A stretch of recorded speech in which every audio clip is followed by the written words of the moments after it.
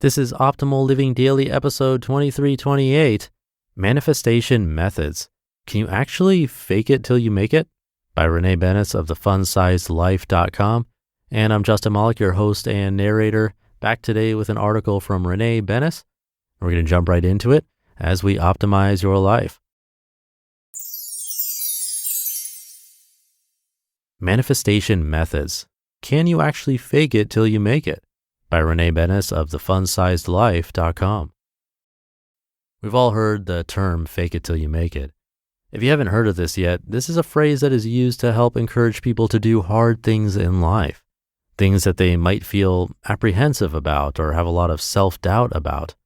There's definitely some truth to this phrase. In some senses, you can fake it until you make it. However, there are definitely things to consider first. In this article, we'll talk about the major pitfalls of faking it and what steps you can take to build real confidence. Where did this even come from? While we could trace back the origins of fake it till you make it to the early 1900s, the current meaning as we know it started with psychologist Alfred Adler.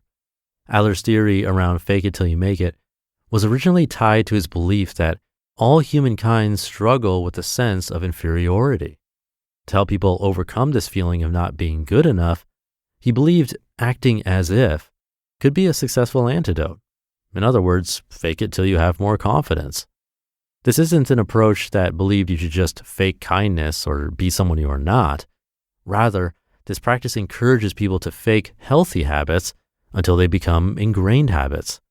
It makes sense why this method is still something that is shared or encouraged today, and something that really can't be denied when you see the results of it playing out in places like Hollywood.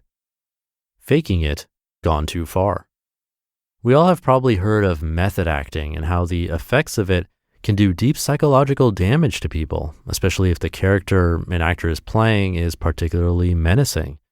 Most recently, Lady Gaga admits she began to lose touch with reality after staying in character for a year and a half for her film House of Gucci.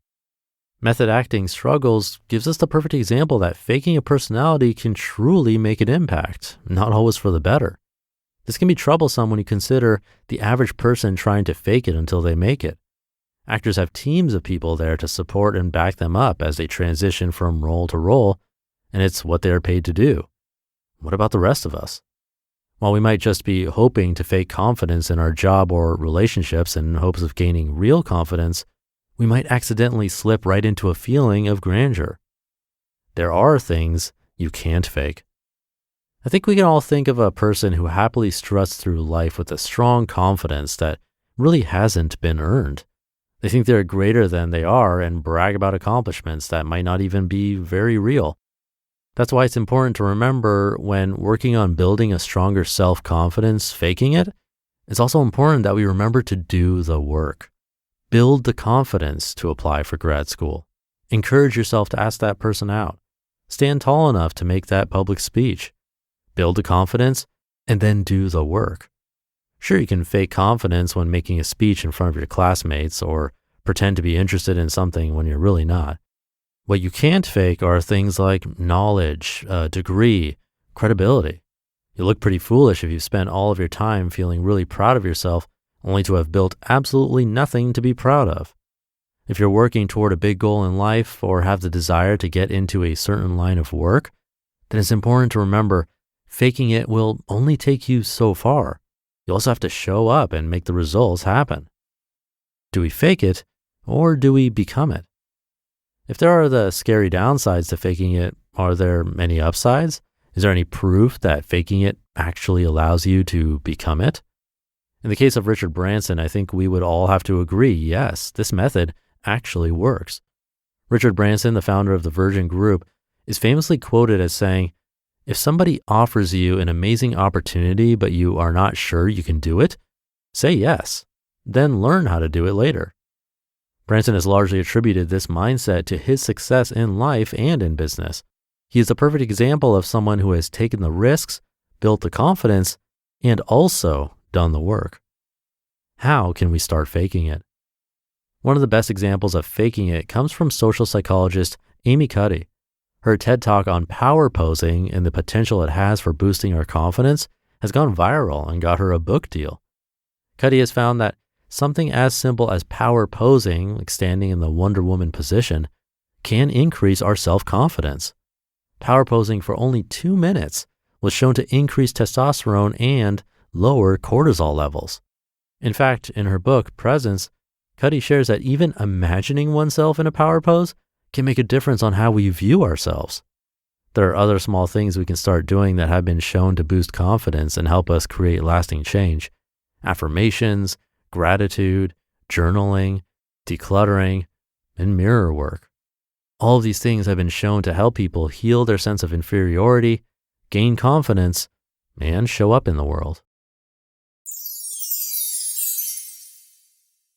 You just listened to the post titled, Manifestation Methods. Can You Actually Fake It Till You Make It? By Renee Bennis of thefunsizedlife.com. And thank you to Renee. Good tips and an interesting question to consider. Some other tricks also came to my mind. One that I heard long ago was smiling. If you're feeling just meh or even sad without any logical reason and you're looking to sort of snap out of it, not talking about depression or something really serious here, but just like a mood fluctuation, smiling is something that can sort of trick your mind into thinking you're actually happy. There's a study I remember hearing about where participants held a pencil in their mouth horizontally, basically forcing a smile.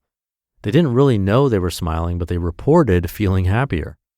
Another example is laughing.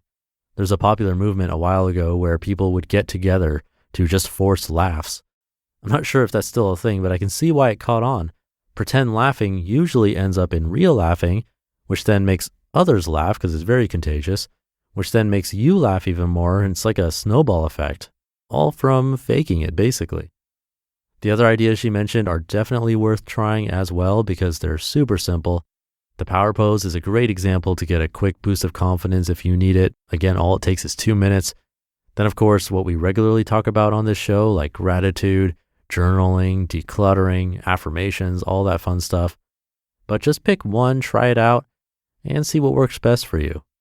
Let me know how it goes. Have a great rest of your day, and I'll catch you tomorrow for the Wednesday show, where your optimal life awaits.